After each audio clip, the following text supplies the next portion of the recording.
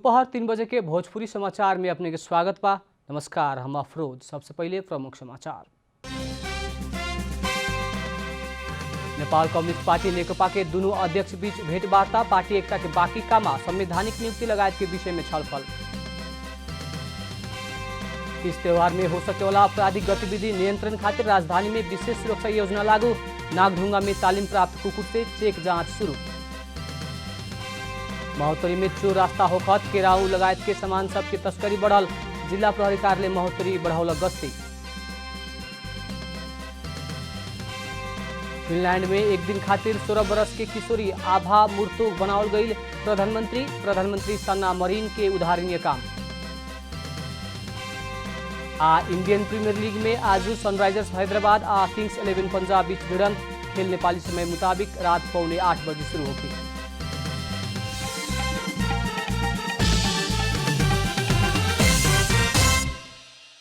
अब पूरा समाचार। सत्तारूढ़ दल नेपाल कम्युनिस्ट पार्टी नेकपा के दोनों अध्यक्ष केपी शर्मा ओली पुष्पकमल दाहाल बीच भेंटवार्ता भइल बा। प्रधानमंत्री के सरकारी निवास बालुवाटार में दोनों अध्यक्ष बीच भेंटवार्ता भइल, दाहाल के प्रेस संयोजक विष्णु सापकोटा जानकारी देहने। दोनों अध्यक्ष बीच पार्टी एकता के बाकी काम, सरकार द्वारा होखेवाला संवैधानिक नियुक्ति तथा राजनीतिक नियुक्ति, मंत्रिमंडल अदल बदल लगायत के विषय में छलफल भइल बताओल गइल बा। दोनों नेता बीच मंत्रिमंडल पुनर्गठन के विषय में लंबा समय से बातचीत भइला पर भी नइखे मिले सकल। पिछला बार प्रधानमंत्री केपी शर्मा ओली से एकलौते ढंग से राजदूत नियुक्ति कैला बाद दाहाल लगायत के नेता सब असंतुष्ट रहल खबर बाहर आयल रहे। बीतल आश्विन 20 गते बैठल सचिवालय बैठक में ई बारे में सामान्य छलफल भइल रहे। अनशनरत डॉक्टर गोविंद केसी सरकारी टोली बीच वार्ता शुरू भइल बा। डॉक्टर केसी के अनशन के 25वां दिन में शिक्षा, विज्ञान तथा प्रविधि मंत्रालय में वार्ता शुरू भइल बा। वार्ता में डॉक्टर केसी से आगे बढ़ावल गई 6 बुँदे मांग के बारे में छलफल हो रहल बताओल गइल बा।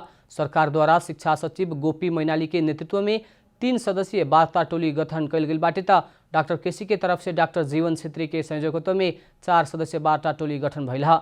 वार्ता टोली के सदस्य सब में नेपाल चिकित्सक संघ के पूर्व अध्यक्ष डॉक्टर अंजनी कुमार झा, संघ के वर्तमान अध्यक्ष डॉक्टर लोचन कार्की ओम प्रकाश अर्याल बाड़न। डॉक्टर केसी कर्णाली स्वास्थ्य विज्ञान प्रतिष्ठान में MBBS कार्यक्रम शुरू करे पड़े के, कोरोना परीक्षण खातिर PCR परीक्षण बढ़ाव पड़े के, चिकित्सा शिक्षा ऐन में संशोधन करे पड़े के लगायत के मांग रखते आ रहल बाड़न। काठमाडौँ प्रहरी द्वारा दशहरा, दीपावली आ छठ तक विशेष सुरक्षा योजना लागू कइल गइल बा। तीज त्योहार के समय में हो सके वाला आपराधिक गतिविधि नियंत्रण खातिर विशेष सुरक्षा योजना लागू कइल प्रहरी जनौले बा। दशहरा, दीपावली, छठ लगायत पबनी खातिर उपत्यका से जाएवाला के संख्या बेसी होखेला ऐसन समय में चोरी, ठगी, पकेटमारी, लूटपाट, कालाबाजारी लगायत आपराधिक क्रियाकलाप बढ़ सके के कहत सक्रियता बढ़ावल महानगरीय प्रहरी परिसर काठमाडौँ जनौले बा। काठमाडौँ भित्रे वाला मेन नाका नागढुंगा में तालीम प्राप्त कुकुर से जांच शुरू कइल गइल बाटे। यात्री के सहजता प्रदान करला बस पार्क लगायत विभिन्न स्थान में यात्रु सहायता कक्ष राखल प्रहरी के कहना बा। अपरिचित संगे आर्थिक कारोबार ना करेला आवश्यकता से बेसी नगद बोके के ना चलेला प्रहरी आग्रह कैले बा। बैंक तथा वित्तीय क्षेत्र के भी सुरक्षा निगरानी में राख के ATM बूथ में भी सादा पोशाक के प्रहरी परिचालन कैल गइल बा। पिछला कुछ दिन एने से बेसी भाड़ा लेवे के, जबरदस्ती यात्री के आपन सवारी में चढ़ावेला 35 जने से बेसी के कार्रवाई कैल गइल प्रहरी जनौले बा। काठमाडौँ महानगरपालिका के बजार अनुगमन टोली मैती देवी घट्टेकुलो क्षेत्र में संचालित मासु दोकान के अनुगमन कैले बा। टोली VFA के मैती देवी घट्टेकुलो क्षेत्र के मापदंड विपरीत संचालन में रहल मासु दोकान के अनुगमन करके बिक्री वितरण में रोक लगौले बा। अनुगमन के क्रम में ज्यादातर दुकान सबसे सरकारी मापदंड पालना न कैल, सड़ल मासु बिक्री वितरण कैला, सरसफाई भी न भइल अनुगमन टोली जनौले बा। जुन बिग्रेको मासु छ त्यसलाई हामीले नष्ट गर्यौँ र उसलाई सचेतनालाई हामीले हाम्रो कार्यालयमा बोलाएका छौँ। अब त्यहाँ उसको भय गरेको जुन कमी कमजोरी छ त्यसलाई सुधार्नेछु भन्ने हिसाबले ऊ ती प्रमाणहरू सहित लिएर आउँदैछ। यदि मानेन भने नियमअनुसार जे कारबाही हुन्छ त्यो हुने नै छ। टोली द्वारा मैती देवी घट्टेकुलो क्षेत्र के कुछ खाद्यान्न दुकान सब के भी नसीहत सहित पत्र काटल गइल बाटे। भोजपुरी समाचार में अब छोड़ विश्राम।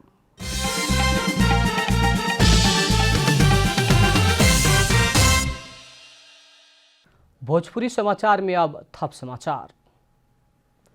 कोरोना वायरस कोविड-19 के कारण नेपाल भारत में मेन नाकाबंद कैला पर भी महोत्तरी में चोर रास्ता होखत केराउ लगायत के सरसामान के तस्करी हो रहल बा।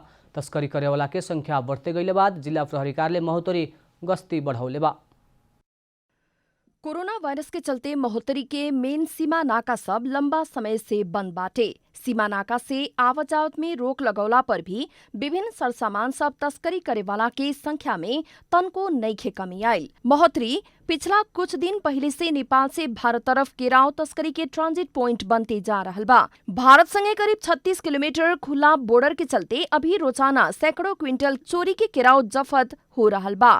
मोटरको तस्करी हुने गरेको भन्ने जानकारीहरू प्राप्त भएपछि यसले हामीले क्षेत्र प्रदेश र हाम्रो टोलीहरूले भाद्रदेखि अहिलेसम्म लगभग 14 लाख बराबरको 150 क्विन्टल भन्दा बढी 170 क्विन्टल मटर केराउ बरामद गरेर आवश्यक कारबाहीको लागि भन्सार पठाएका छौँ। बोर्डर में खटल सीमा सुरक्षा बल, नेपाल प्रहरी के सीमा गश्ती टोली आ सशस्त्र प्रहरी राजस्व गुण समेत से अभी रोजाना नेपाल से भारत तरफ चोरी निकासी हो रहल केराउ विभिन्न जगह से नियंत्रण में लेहल जा रहल बा। पक्राउ परेको लगभग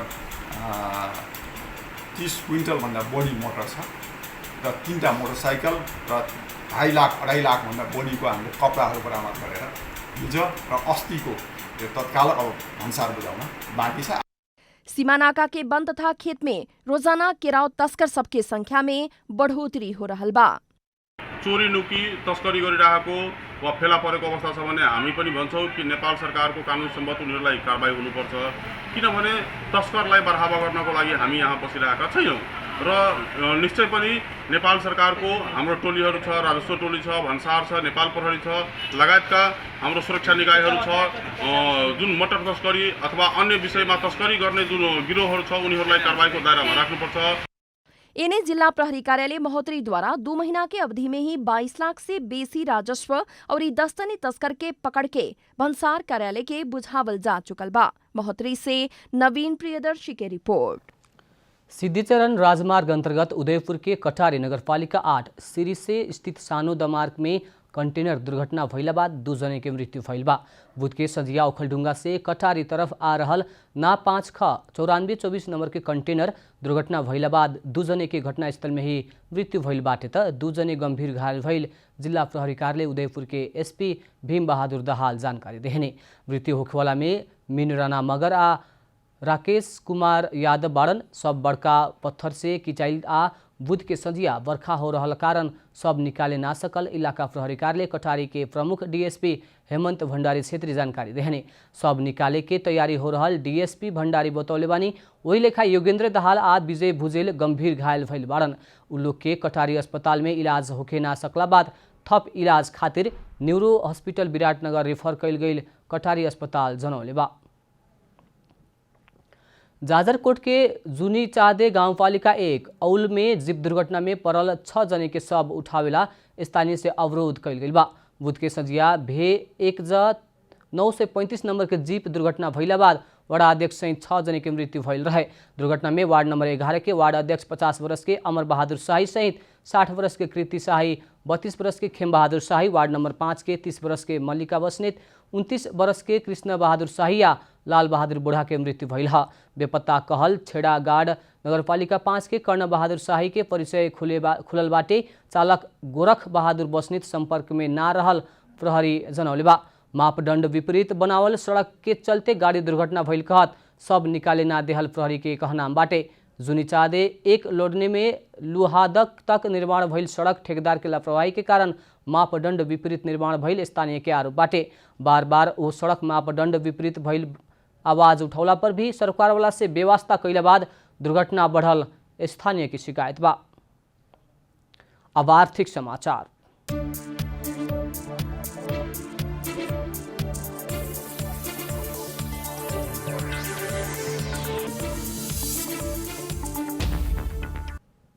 आज सोना के दाम में गिरावट आयल बाटे त चांदी के दाम में सामान्य वृद्धि भइल बा। नेपाल सुनचादी व्यवसायी महासंघ के मुताबिक आज छापावाला सोना के दाम तोला में 200 रुपया से घट के प्रति तोला 93,900 में कारोबार हो रहा बा। इससे पहले बुध के सोना के भाव तोला के 94,100 में कारोबार भइल रहे। महासंघ के मुताबिक आज तेजाबी सोना के दाम 93,400 रुपया बाटे। वही लेखा आज चांदी के दाम 5 रुपया से बढ़ के 1,180 रुपया में कारोबार हो रहा बाटे। बुध के चांदी के दाम प्रति तोला 1,175 रुपया रहे।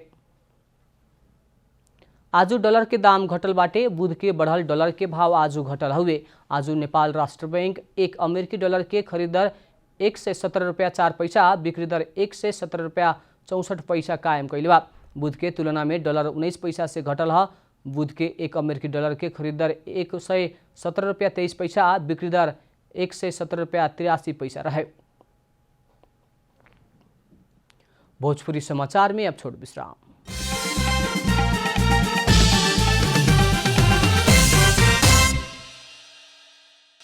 भोजपुरी समाचार में अब अंतर्राष्ट्रीय समाचार।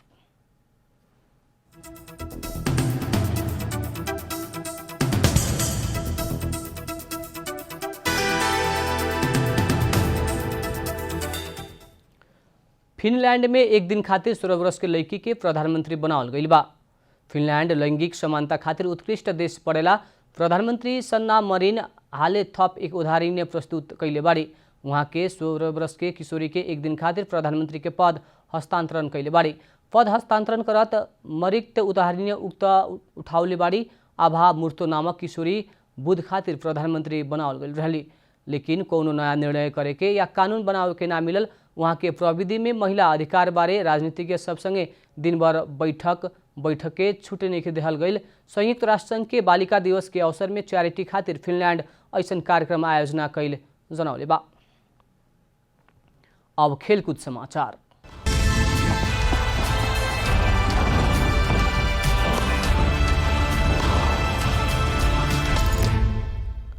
Indian Premier League IPL T20 क्रिकेट में आज सनराइजर्स हैदराबाद आ किंग्स 11 पंजाब बीच खेल होगी। हैदराबाद आ पंजाब अपन छठा खेल के खातिर मैदान उतरेवाला बा। हैदराबाद आ पंजाब बीच के खेल नेपाली समय मुताबिक 7:45 बजे दुबई अंतर्राष्ट्रीय क्रिकेट स्टेडियम में होगी। अगला 5 खेल में हैदराबाद 3 में हार आ 2 में जीत निकलले रहे। हैदराबाद 4 अंक जोड़ के छठा स्थान में रहल बा। पंजाब 5 खेल में 1 में जीत निकलले बा। पंजाब 2 अंक जोड़ के अंतिम में बाटे। अंत में प्रमुख समाचार फिर एक बेर। नेपाल कम्युनिस्ट पार्टी नेकपा के दुनू अध्यक्ष बीच भेंटवार्ता। पार्टी एकता के बाकी कामा संवैधानिक नियुक्ति लगायत के विषय में छलफल। इस त्योहार में हो सके वाला आपराधिक गतिविधि नियंत्रण खातिर राजधानी में विशेष सुरक्षा योजना लागू। नागढुंगा में तालीम प्राप्त कुकुर से चेक जांच शुरू। महोत्तरी में चोर रास्ता होखत केराव लगायत के सामान सब की तस्करी बढ़ल। जिला प्रहरी कार्यालय महोत्तरी बढ़ौलक गश्ती। फिनलैंड में एक दिन खातिर 16 वर्ष के किशोरी आभा मूर्तो बनावल गई। प्रधानमंत्री सन्ना मरिन के उदाहरणीय कदम। इंडियन प्रीमियर लीग में आज सनराइजर्स हैदराबाद आ किंग्स 11 पंजाब बीच खेल होगी। खेल नेपाली समय मुताबिक 7:45 बजे शुरू होगी।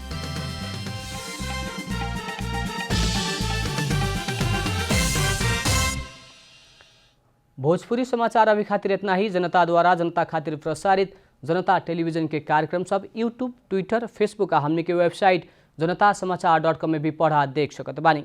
सूचना में अपने के सहभागिता, समय में समाचार हमने के प्रतिबद्धता। प्रणाम।